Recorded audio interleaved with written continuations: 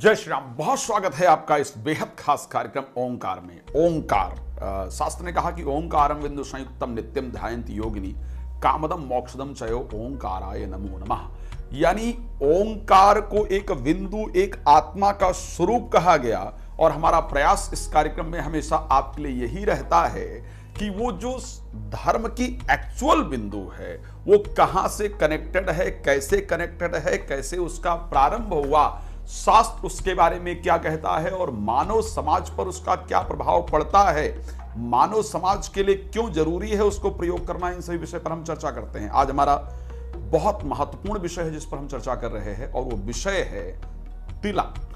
अगर हम वेदों में देखें, शास्त्रों में देखें, अगर हम देवताओं को देखें तो मैं सत्य कहता हूं कि कोई भी ऐसा देवता नहीं है, कोई भी ऐसी देवी नहीं है जिसके मस्तिष्क पर आप तिलक नहीं देखेंगे। वेद ने भी कहा है चंदनस्य महत् पुण्यम पवित्रम पापनाशनम आपदा हरते नित्यम चंदनम प्रतिगृहीताम। कहा वेद ने चंदनस्य महत् पुण्यम, चंदन साधारण नहीं है। तिलक लगाने से हमें हमारे किए गए पुण्य कर्म का फल प्राप्त हो जाता है। पवित्रम, चंदन लगाने से हमारा मस्तिष्क जागृत होता है, हमारी ज्ञान इंद्रिया जागृत होती है। पापनाशनम, जीवन में किए गए जो हमारे पाप इत्यादि हैं वो नष्ट हो जाते हैं और मस्तिष्क को ये समझ आता है कि एक्चुअल में सही क्या है और गलत क्या है। आपदा हरते नित्यम बहुत महत्वपूर्ण है। मैंने इस श्लोक को मैं बताना चाहता हूं और उसके बाद मैं प्रयास करूंगा कि आप सबको बताऊं कि आज के समाज में इसने किस प्रकार से आपदाओं का हरण किया है। आपदा हरते नित्यम चंदनम प्रतिगृहीताम, प्रतिदिन की आने वाली आपदाओं का हरण इससे होता था। शास्त्र ने एक और चीज कहा, जब हम देवताओं को चंदन अर्पण करते हैं तो वेद में एक मंत्र आता है श्रीखंड चंदनम दिव्यम गंधाढ़ सुमनोहरम विलेपनम श्री श्रेष्ठा चंदनम प्रतिगृहीताम। श्रीखंड चंदनम दिव्यम गंधाढ़ सुमनोहरम विलेपनम सूर्य श्रेष्ठा। देवताओं के लिए जो सबसे इंपॉर्टेंट है, जो सबसे श्रेष्ठ है, उसमें चंदन को एक महत्वपूर्ण स्थान दिया गया। बहुत बड़ा विषय है कि भाई अगर मैं उठा करके किसी भी देवता की बात करूं, हर देवता के मस्तक पर चंदन, और देवताओं ने बड़े महत्वपूर्ण कार्य किए इसीलिए उनको देवता कहा जाता है। मैं अगर पुरातन समय के अंतर्गत जाऊं तो इवन मैं अगर जिनको राक्षस कह सकता उनके मस्तक पर भी हमने चंदन देखा है। अगर आप रावण को उठा करके देखें, आप मेघनाथ को उठा करके देखें, आप कुंभकर्ण इत्यादि को उठा करके देखें, आप जरासंध को उठा करके देखें, आप कंस को उठा करके देखें, तो ऐसा कोई विषय नहीं। इवन कंस के बारे में तो यहां तक एक चर्चा आती है, भागवत जो लोग अध्ययन करते हैं उस भागवत के अंदर यह चर्चा आती है कि जो त्रिवक्का जिसको कहा जाता है, शैरेंद्री जिसको कहा जाता है, जिसको भगवान ने जाकर के मथुरा में जो उसका शरीर था जो तीन तरफ से टेढ़ा था इसलिए उसको लोग त्रिवक्ता कहते थे, उसको चंदन उससे लगवाने के बाद उसके शरीर को स्वस्थ किया और कंस उसके द्वारा घिसे हुए चंदन को जरूर लगाता था। तो हमने कहीं ऐसा तो नहीं कि चंदन लगाना बंद करके अपने जीवन में मिलने वाली बड़ी अपॉर्चुनिटी को खो दिया है, अपने जीवन में लाने होने वाले बड़े परिवर्तन को खो दिया है। अगर ये कहा जाए यस तो मैं कह सकता हूं हां, हम लोग धीरे धीरे अपने सनातन से विमुख हो करके, सनातन की जो पहचान थी उससे विमुख हो करके हमने एक्चुअल में बहुत कुछ खोया है। मैं स्पष्ट कह सकता हूं कि सनातन में चाहे जितनी चीजों की बात की जाए, जब आप पूजन करने के लिए बैठते हैं तो क्या होता है, सबसे पहला काम जो किया जाता है उसमें आचमन कराने के बाद सबसे पहला कार्य जो भी पुरोहित हैं, जो आचार्य हैं, वो आपके मस्तिष्क पर चंदन लगाते हैं। सबसे पहला कार्य जो उनका होता है वो आपके मस्तिष्क पर चंदन लगाने का होता है। आखिर चंदन कैसे आपदाओं का हरण करता है, मैं आपको एक केस बताना चाहूंगा रिसेंट का, उसके बाद मैं उसके महत्व को लेकर के बात करूंगा। मैं बताऊंगा ये भी कि चंदन होते कितने प्रकार के हैं और कौन से धर्म के लोग किस प्रकार के चंदन को प्रयोग करते हैं, कौन से वर्ण के लोगों को किस प्रकार के चंदन का प्रयोग करना चाहिए। मैं इन सभी विषयों पर आपको जानकारी देने का प्रयास करूंगा। लेकिन सबसे पहले महत्वपूर्ण जानकारी जो कि आज के युवाओं के लिए बहुत इंपॉर्टेंट है। दिल्ली के अंदर एक केस हुआ था, आई थिंक उसका कुछ नाम सुपर चोर या कुछ करके था। उस व्यक्ति को पुलिस ने पकड़ा, आई थिंक कोई मूवी इत्यादि भी उस चोर पर आई थी, सुपर चोर बंटी करके एक मूवी आई थी, वो एक रियल स्टोरी पर पूरी तरीके से बनाई गई थी। उस व्यक्ति को उसके अंदर हिप्नोटाइज करके किसी को लूटने का बड़ा अच्छा तरीका था और उसने ऐसे बहुत सारे केसेस हिप्नोटाइज करके किए थे, बहुत सारे लोगों को लूटा था। ये अगर आप इस स्टोरी को चाहेंगे तो मुझे लगता है शायद गूगल पर मौजूद होगी, आप लोग उसको सर्च करके देख सकते हैं। जब उस व्यक्ति से पूछताछ करने के लिए पुलिस जाती तो पुलिस को एक ही डर था कि जब वो उसके पास पहुंचती तो अपनी आंखों से उसको देख करके हिप्नोटाइज कर देगा। हिप्नोटाइज करने के कारण कोई भी पुलिस वाला उसको इंट्रोगेट करने के लिए तैयार ही नहीं था, कोई भी पुलिस वाला उससे प्रॉपर पूछताछ नहीं कर पा रहा था। अब इस पर किसी विद्वान से डिस्कस हुआ कि भाई इससे पूछताछ कैसे किया जा सकता है, अगर इस प्रकार तो ये सबको हिप्नोटाइज कर देगा और पकड़ना आसान नहीं होगा। और आज आप देख रहे हैं कि बहुत सारी ऐसी विद्याएं हिप्नोटाइज करके लोगों का सामान इत्यादि लूट लेते हैं, लोगों की ज्वेलरी लूट ली जाती है, ऐसा मैंने भी बहुत सारे केसेस सुना है। तो किसी ने राय दिया एक काम कीजिए, जब जो व्यक्ति उससे जाए पूछताछ करने के लिए, इंट्रोगेशन के लिए जो व्यक्ति जाए, वो मस्तिष्क पर केसर का तिलक लगा। लिखा गया कि वो व्यक्ति हिप्नोटाइज उसको नहीं कर पाया। तो और उससे पूरी पूछताछ की प्रक्रिया हुई, बाकी जो कानूनी प्रक्रिया हुई होगी उसके बारे में बहुत लंबा डिस्कस नहीं करूंगा, विषय बहुत लंबा हो जाएगा। कहने का तात्पर्य यह है कि मैंने कहा था आपदा हरते नित्यम चंदनम प्रतिगृहताम। वेद कहता है यदि आप चंदन का प्रयोग करते हैं तो चंदन के प्रयोग से आपका मस्तिष्क जो है वो शीतल रहता है। मस्तिष्क की शीतलता के कारण आपको क्रोध बहुत कम आता है। कौन आपके प्रति सही है, कौन आपके प्रति गलत है, क्या करना चाहिए और क्या नहीं करना चाहिए, ये आपको समझ आता है। साइंटिफिक एक दृष्टि है कि हमारा जो ये वाला पार्ट है मस्तिष्क का, इसको केंद्र बिंदु कहा जाता है, ये हमारे मस्तिष्क का केंद्र है।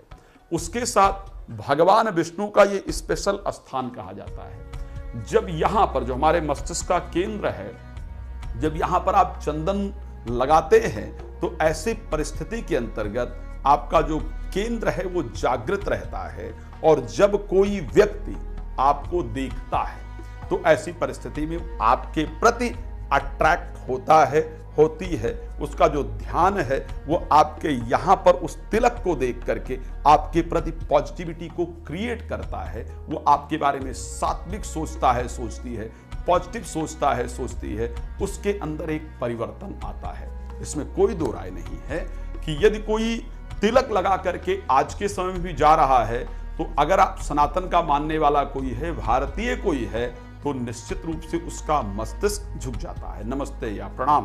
भाई किसी ब्राह्मण इत्यादि के मस्तिष्क पर अगर देखा जाए तो भाई ब्राह्मण इत्यादि को देखा जाए, तिलक लगाकर अगर जा रहा है मंदिर का पंडित, तो जनरली लोग उसको थोड़ा इंपॉर्टेंस जरूर देते हैं, उसको स्थान इत्यादि। तो ये एक जनरल चीजें हैं जिसको हम लोग देखते हैं, लेकिन शास्त्र के दृष्टि से चंदन लगाने से आपके डे टू डे लाइफ में आने वाली जो प्रॉब्लम्स हैं वो इजीली सॉल्व हो जाती हैं।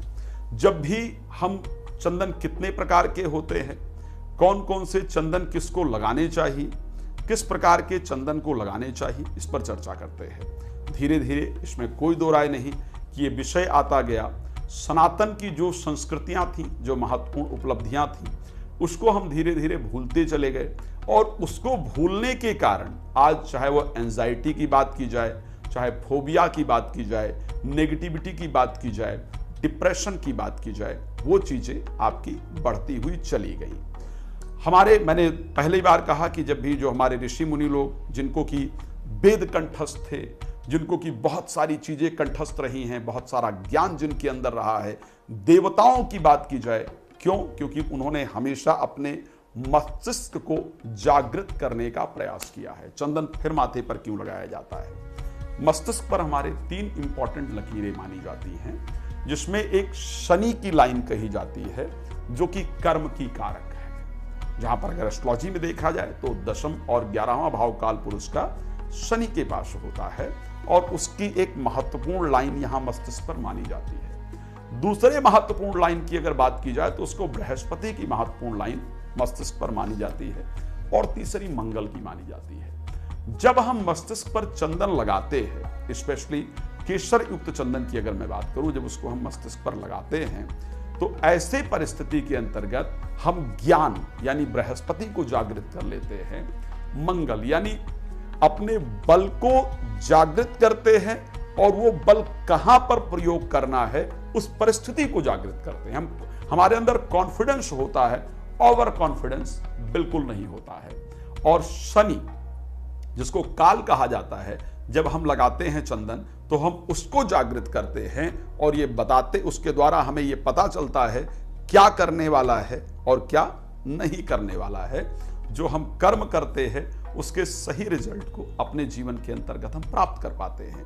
तो इसलिए मस्तिष्क पर चंदन का प्रयोग हर व्यक्ति को जरूर करना चाहिए।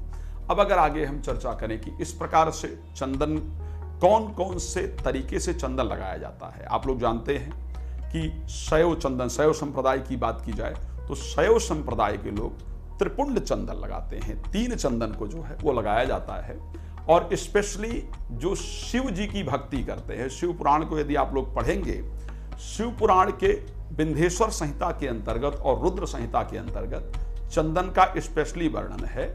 शैव संप्रदाय के लोग जनरली भस्म के चंदन का प्रयोग करते हैं। ऐसा कहा जाता है और ऐसा शिवपुराण के अंतर्गत वर्णन आता है कि त्रिपुंड जो 3 लाइनें हैं, एक एक लाइन के अंतर्गत 9 देवताओं का निवास होता है। मैंने शिवपुराण का जब अध्ययन किया तो शिवपुराण के अध्ययन में यह देखने को मिला कि यदि कोई भस्म लगा करके अपने माथे पर जा रहा है, यदि कोई व्यक्ति भस्म लगाकर अपने मस्तक पर जा रहा हो और प्रेता योनि में पड़ा हुआ व्यक्ति भी यदि उसका दर्शन रास्ते में कर ले तो उसको मोक्ष की प्राप्ति हो जाती है। यदि कोई माथे पर भस्म का जो त्रिपुंड तिलक है उसको लगा करके जा रहा हो और रास्ते में कोई व्यक्ति बहुत पापी हो, जो अपने पूर्व जन्म कृत्य पाप कर्म के कारण परेशान हो रहा है, अगर वो उसके दर्शन को कर लेता है तो पाप से मुक्त हो जाता है। जो व्यक्ति माथे पर त्रिपुंड चंदन को लगाता है वो व्यक्ति अपने जीवन, मैंने अभी 3 रेखाओं की चर्चा की थी, शनि रेखा, बृहस्पति रेखा और मंगल रेखा, जो कि तीनों रेखाएं हमारे मस्तिष्क पर ये महत्वपूर्ण रेखाएं पाई जाती हैं। यहां पर त्रिपुंड चंदन लगाने से इन तीनों रेखाओं की जागृति हो जाती है, भाग्य की जागृति हो जाती है। ये रेखाएं बहुत महत्वपूर्ण होती हैं। श्री रामचरितमानस के अंतर्गत रावण जब अपने मृत्यु को लेकर के अंगद जी से बात करता है तो कहता है, जरत बिलेव क्यों जबई कपाला, विधि के लिखे अंक निज भाला। मैंने अपने मस्तिष्क पर इन रेखाओं को देख करके ये पहचाना कि मेरी मृत्यु जो होगी वो मनुष्य के हाथ से होगी, बानर के हाथ से होगी। तो मुझे लगा कि शायद ब्रह्मा जी की आयु ज्यादा हो गई है, इसलिए गलती से उन्होंने इस प्रकार लिख दिया है। तो वो तीनों रेखाओं की जागृति की और वहां पर चंदन की चर्चा रावण के द्वारा सुनने को प्राप्त होती है। अब अगर इस पर आगे हम चर्चा करने का प्रयास करें तो शैव जो संप्रदाय के लोग हैं वो भस्म का त्रिपुंड चंदन को प्रयोग करते हैं, मस्तक पर लगाते हैं। जब हम बात करते हैं वैष्णव संप्रदाय के लोगों को, तो वैष्णव संप्रदाय के लोग, क्योंकि यहां पर भगवान विष्णु का निवास माना जाता है, वैष्णव संप्रदाय का जो चंदन है वो स्पेशली रामानुजा संप्रदाय की बात करें तो उनका जो चंदन है वो इस प्रकार का होता है। वो लोग 3 मतलब यहां से लेकर के और इस प्रकार से चंदन लगाते हैं। यहां पर एक अर्धचंद्र बनाना होता है और यहां पर एक लाल कलर का चंदन बनाया जाता है। क्या होता है आखिर, क्यों ऐसा बनाते हैं? यहां पर जो अर्धचंद्र बनाया जाता है ये भगवान के चरण यहां पर बनाने का प्रयास किया जाता है। इस परिस्थिति को लेकर के यहां पर जो हम बीच में लाल रंग का चंदन, जब भी आप रामानुजा संप्रदाय या वैष्णव संप्रदाय को लेकर के देखेंगे तो बीच में जो लाल रंग का चंदन होता है वो आदि शक्ति माता लक्ष्मी को समर्पित किया जाता है, वो जो लाल रंग की बिंदी है। और यहां पर जो ये दोनों साइड में ये बनाए जाते हैं ये भगवान विष्णु को पूरी तरीके से समर्पित किए जाते हैं। साइंटिफिकली मैंने उसके आपको इंपॉर्टेंस बताए कि साइंटिफिक इंपॉर्टेंस क्या है। साइंटिफिक इंपॉर्टेंस क्योंकि हमारी बुद्धि की जागृति होती है, मस्तिष्क की जागृति होती है, क्या करणीय है, क्या अकरणीय है, क्या करना चाहिए, क्या नहीं करना चाहिए, उसका पता चलता है। धार्मिक परिस्थिति में जब हम इस प्रकार का चंदन लगाते हैं तो हम जिस देवता के प्रति, ध्यान रखिएगा, जिस देवता के प्रति हम समर्पित हैं, जिस देवता की हम पूजा करते हैं, हम उस देवता को, अपने मस्तिष्क को, अपने बुद्धि को, अपने मन को समर्पित कर देते हैं कि आपको मैंने अपने मस्तिष्क पर धारण कर लिया है। अब इस मस्तिष्क को कैसे चलाना है ये आपके ऊपर है। आप इसको कहां पर ले जाना चाहते हैं, कैसे ले जाना चाहते हैं, ये आपके ऊपर पूरी तरीके से निर्भर करता है। तो जो वैष्णव संप्रदाय के लोग हैं, भगवान विष्णु को जो लोग पूरी तरीके से भगवान विष्णु के उपासक हैं, वो इस प्रकार से चंदन लगाते हैं जिसमें लक्ष्मी जी का भी स्वरूप रहे, भगवान के चरण भी रहें, भगवान के पद चिन्ह यहाँ पर भी अंकित रहें। इस प्रकार करके अपने मन को उनको अर्पण करते हैं, भगवान को अर्पण करते हैं। जो लोग आदिशक्ति के उपासक हैं, आदिशक्ति के उपासक लोग सदैव गोल चंदन मस्तिष्क पर प्रयोग करते हैं, और गोल चंदन मस्तिष्क पर प्रयोग करके, जिसको हम तीसरे नेत्र की बात करते हैं, यहाँ पर ज्ञान इंद्री की बात करते हैं, उसको जागृत करते हैं। अपने मस्तिष्क की ऊर्जा को हम जागृत करने का प्रयास करते हैं। हम लोग जब चंदन के बारे में बात करते हैं तो आपको बहुत सारे चंदनों के बारे में सुनने को मिलता है। हम गोपी चंदन की बात करें, हमको जानने को मिलता है। हरि चंदन की बात करें, हमको जानने को मिलता है। रोली को हम लोग लगाने का प्रयास करते हैं, हल्दी को लगाने का हम लोग प्रयास करते हैं, भस्म हम लोग मस्तक पर धारण करते हैं। इस प्रकार की परिस्थिति रहती है। अब क्योंकि अगर उसको हर चंदन की बात की जाए, शास्त्रोक्त इस प्रकार का नियम है कि तुलसी का जो काष्ठ है, तुलसी का जो काष्ठ है, तुलसी के काष्ठ को घिस करके उसमें कर्पूर मिला लेना, अरुण या केसर अगर मिला दिया जाए तो उसको हरि चंदन कहा जाता है। उसको मस्तिष्क पर लगा, जो भगवान विष्णु के विशेष भक्त हैं वो उसको मस्तिष्क पर लगाते हैं। गोपी चंदन की जब बात की जाए तो एक विशेष जगह की रज की बात की जाए, वृंदावन के रज की भी अगर बात की जाए तो उसको गोपी चंदन का स्वरूप कहा जाता है। किसको स्पेशली किस प्रकार के चंदन का प्रयोग करना चाहिए, वैसे तो यह नियम है कि आप जिनको मानते हैं उन देवता के अनुसार, यानी अगर आप भगवान विष्णु के उपासक हैं, भगवान कृष्ण के उपासक हैं, भगवान राम के उपासक हैं, वैष्णव संप्रदाय से उनके किसी भी स्वरूप के उपासक हैं, भगवान नरसिंह के उपासक हैं, तो ऐसे परिस्थिति के अंतर्गत आपको चंदन बीच में लक्ष्मी, यहां पर स्पेशली अर्धचंद्राकार भगवान का पद चिन्ह, और उसके बाद दोनों तरफ इस प्रकार सफेद चंदन आपको लगाना चाहिए। बीच में आपको लाल चंदन लगाना चाहिए। यहां पर भगवान विष्णु के पद स्वरूप चंदन, लाल या पीला दोनों प्रकार की चीजों को आप प्रयोग कर सकते हैं। सफेद चंदन या पीला चंदन दोनों प्रकार के चंदन का आप यहां प्रयोग कर सकते हैं। बीच में अगर लाल रहे तो ज्यादा बेहतर है। यहां पर इस प्रकार से अगर आप भगवान वैष्णव के संप्रदाय के हैं तो आप लोग वैष्णव संप्रदाय के हैं तो स्पेशली इसका प्रयोग कर सकते हैं, इसमें कोई दो राय नहीं है। शैव संप्रदाय के लोग त्रिपुंड ही लगाते हैं, यह नियम है। उसमें भी आप लोग भस्म का भी प्रयोग कर सकते हैं, साधारण चंदन का भी प्रयोग किया जा सकता है, केसर इत्यादि का भी प्रयोग किया जाता है। लेकिन उसके अगर त्रिपुंड मस्तक पर लगा है तो ये इस चीज का सूचक है कि ये शिव के उपासक हैं, और शिव के किसी भी स्वरूप की उपासना करने वाले व्यक्ति को इसी प्रकार के चंदन का प्रयोग करना चाहिए। गोल चंदन किसी भी प्रकार का अगर लगाया जाता है, स्पेशली क्योंकि रोली शक्ति का प्रयोग माना जाता है, लाल जो चंदन है स्पेशली ऊर्जा का प्रयोग, ऊर्जा का स्वरूप माना जाता है, शक्ति का स्वरूप माना जाता है। तो ऐसे परिस्थिति के अंतर्गत यदि आप रोली मस्तिष्क पर लगा रहे हैं तो दूर से देखने वाले व्यक्ति जो देवी के अनुयायी हैं, जो देवी के उपासक हैं, उनको जो शाक्त उपासक हैं, शक्ति के उपासक हैं, उनको यह पता चलता है कि जो सामने आ रहा व्यक्ति है वो भी एक्चुअल में शक्ति का उपासक है। जिस देवी की मैं उपासना करता हूं या शक्ति की उपासना करता हूं उसके किसी न किसी स्वरूप की उपासना ये व्यक्ति भी करता है। तो ऐसे परिस्थिति के अंतर्गत आप किसी वर्ण के हैं, किसी भी परिस्थिति के हैं, अगर एक विशेष देवता के या विशेष संप्रदाय के उपासक हैं तो आप उस संप्रदाय के चंदन का प्रयोग करते हैं। लेकिन अगर दूसरी परिस्थिति में देखा जाए तो जो लोग ब्राह्मण वर्ण से संबंधित हैं तो उनको ऊर्ध्वपुंड चंदन लगाना चाहिए, ऐसा शास्त्र में नियम है। जो लोग ब्राह्मण वर्ण से संबंधित हैं उनको ऊर्ध्वपुंड चंदन लगाना चाहिए, ये महत्वपूर्ण होता है। क्षत्रिय वर्ण से जो लोग संबंधित हैं उनको त्रिपुंड चंदन प्रयोग करना चाहिए। शास्त्र के अंतर्गत इस प्रकार का वर्णन आता है, उनको त्रिपुंड चंदन प्रयोग करना चाहिए। जो लोग वैश्य संप्रदाय से संबंधित हैं ऐसे लोगों को अर्धचंदन प्रयोग करना चाहिए। अर्धचंद्र जिस प्रकार बनता है, अर्धचंद्र के प्रकार का जो चंदन है उसको प्रयोग करना चाहिए। इसी प्रकार यदि शूद्र वर्ण से कोई संबंधित व्यक्ति है तो उसको वर्तुलाकार चंदन प्रयोग करना चाहिए। इसको मैं दूसरे तरीके से आपको समझाने का प्रयास करता हूं। ब्राह्मण वर्ण का तात्पर्य क्या है?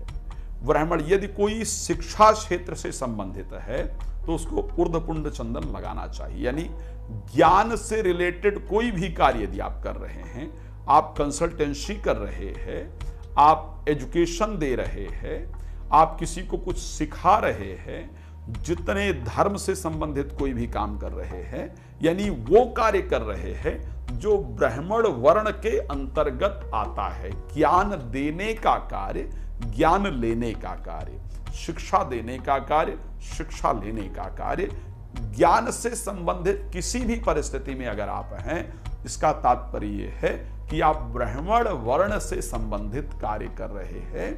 इस परिस्थिति के अंतर्गत आपको ऊर्ध्वपुंड चंदन प्रयोग करना चाहिए। अब कहा गया त्रिपुंड चंदन किसको प्रयोग करना चाहिए? त्रिपुंड चंदन क्षत्रिय को प्रयोग करना चाहिए। किस प्रकार की परिस्थिति? जो लोग किसी भी प्रकार का वो कार्य करते हैं जो क्षत्रियों के लिए निहित कार्य है। क्षत्रियों का निहित कार्य क्या हो सकता है? क्षत्रियों का निहित कार्य है दूसरों की सुरक्षा करना। क्षत्रिय का जो कार्य है वो दूसरों की सुरक्षा करने का कार्य है, ताकत से संबंधित चीजों का करने का कार्य है। मैं थोड़ा मोटे तौर पर आपको समझाना चाहूंगा।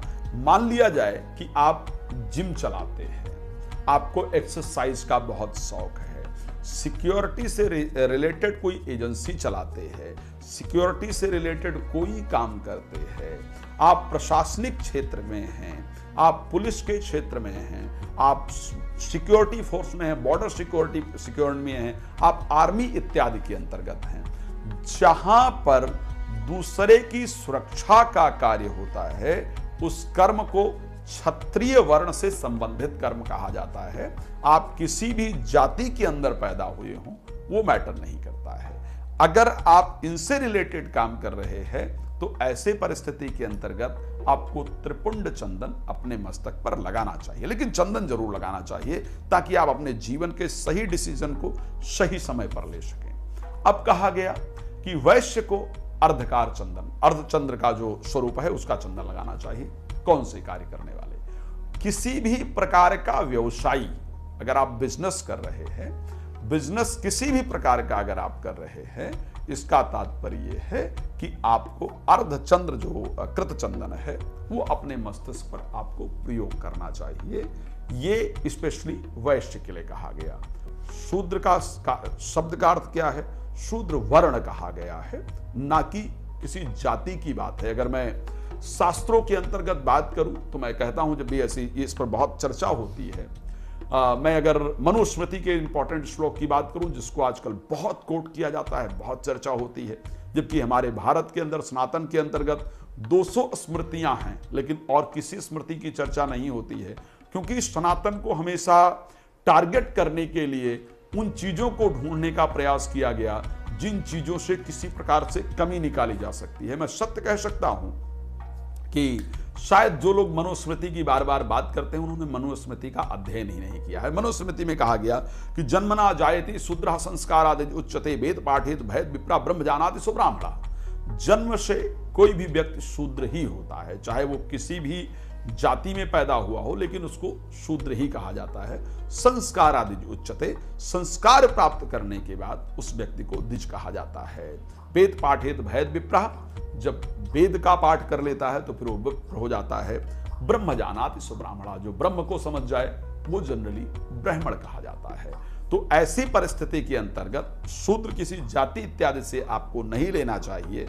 कर्म के आधार पर आप अपने आप को उस श्रेणी में रखना है या नहीं रखना है वो आप डिसाइड कर सकते हैं। सबसे पहली चीज, अगर देखा जाए कि आपका कोई कार्य, लाइक अगर आप लेदर से रिलेटेड काम करते हैं, लिकर से रिलेटेड काम करते हैं, जिन काम को स्पेशली सेवा की श्रेणी में विशेष रूप से रखा गया है, आप किसी भी जाति से हैं, किसी भी समुदाय से हैं, वो मैटर नहीं करता है, लेकिन यदि आप सेवा से संबंधित कार्य को कर रहे हैं तो ऐसी परिस्थिति में वर्तुलाकार चंदन जो है वो आपको अपने मस्तिष्क पर लगाने की आवश्यकता होती है। तो इस प्रकार से मेरे विचार से आपको चंदन का प्रयोग जरूर करना चाहिए। चंदन का प्रयोग इसलिए करना चाहिए कि जो डे टू डे लाइफ में हमारी प्रॉब्लम्स आती है, उन प्रॉब्लम्स को हम अपने जीवन के अंतर्गत खत्म कर सकें और जीवन में हमको कोई पूरे दिन के अंतर्गत शायद झांसा ना दे पाए या उल्लू ना बना पाए, मैं अगर साधारण लैंग्वेज के अंतर्गत कहूं। इस कारण से आपको चंदन जरूर लगाना चाहिए। हम प्रयास करेंगे कि आपके लिए कुछ और महत्वपूर्ण विषय जो आपके जीवन से संबंधित है उस पर चर्चा करें, जिससे आपने जीवन, अपने धर्म को बेहतर बना सकते हैं, उस पर चर्चा करें। आपका बहुत धन्यवाद। जय श्री राम।